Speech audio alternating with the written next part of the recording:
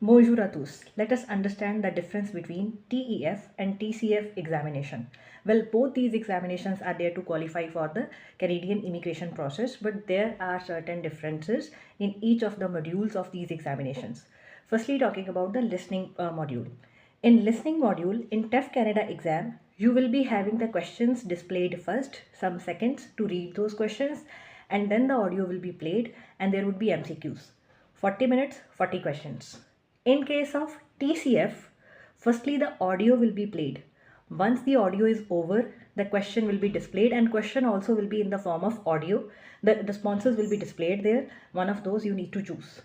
So this is something which makes the TCF listening a bit difficult, because it is only after the audio is complete that you will be able to see the questions.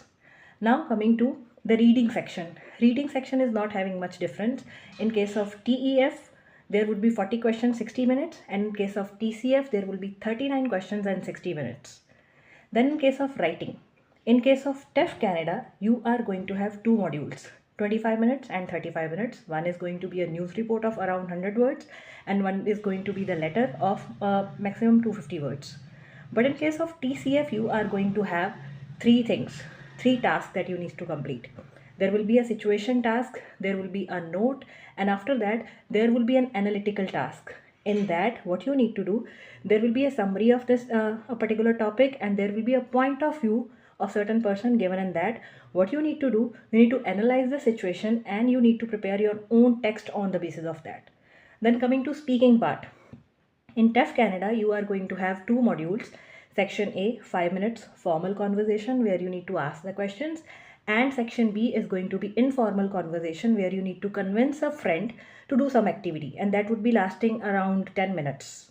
So total duration is going to be around 15 minutes for the TEF Canada speaking section. Whereas in TCF, there are going to be three tasks: introduction, then general questioning, and then there will be a monologue.